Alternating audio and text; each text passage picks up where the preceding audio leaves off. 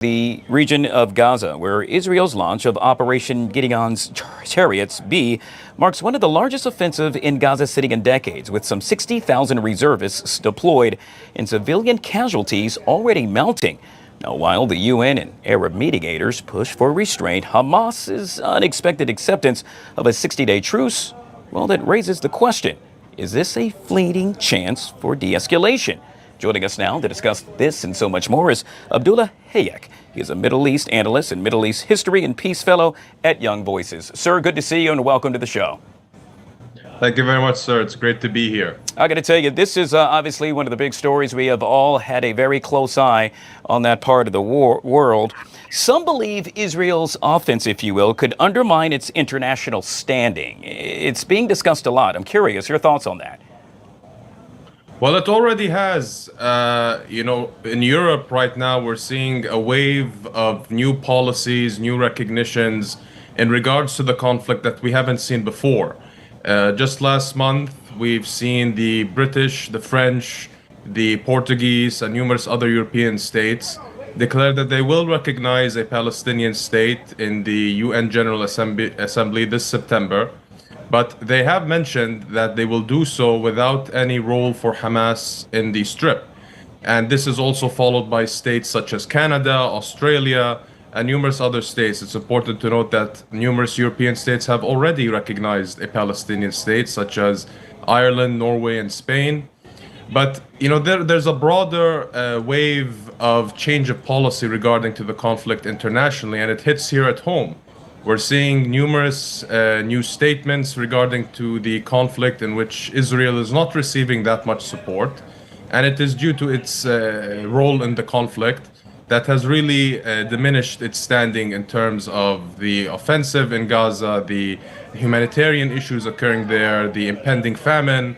So right now I think that Israel, rather than just go through with recruitment and conscription to a renewed offensive, it should take up the offer that was taken on behalf of the Arab League and the European Union last month, July 29th in New York, to go through with the steps towards ending the conflict.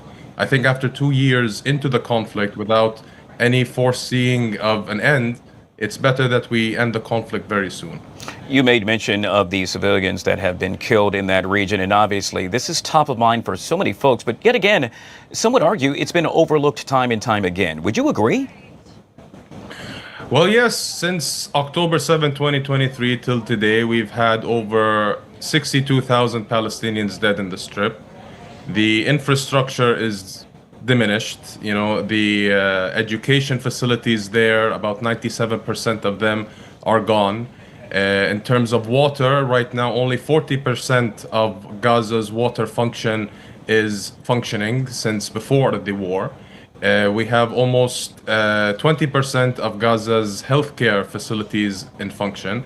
So right now, an impending catastrophe is going to be forecast that is much worse than what we've seen. And, the Israelis right now, the steps that they need to take in return for ending the conflict and plus to the release of the hostages, I believe that they need to move forward on the diplomatic front rather than the military front. There is a partner for peace in the region in which the Arab League, in sponsorship with the European Union, are taking steps to end the conflict. I think it's important to note that the regional position towards the conflict should not be mistaken or confused with that of the Iranian position. The Arab partners, the US allied partners, have been extremely vocal for decades towards ending the conflict, and Israel has a partner for peace there. So I think right now it needs to move forward with that end rather than just continue with a military offensive that just is continuing to isolate it internationally and diminish any prospects for long-term peace in the region. Yet again, we will have to simply wait and see. We have been speaking with Abdullah Hayek. He is a Middle East analyst and Middle East History and Peace Fellow at Young Voices. Sir, truly appreciate your time. Thank you so much for joining us on the show. Same here. Thank you. All right, folks, we'll take our first break. This is the Fox 5 Live Zone.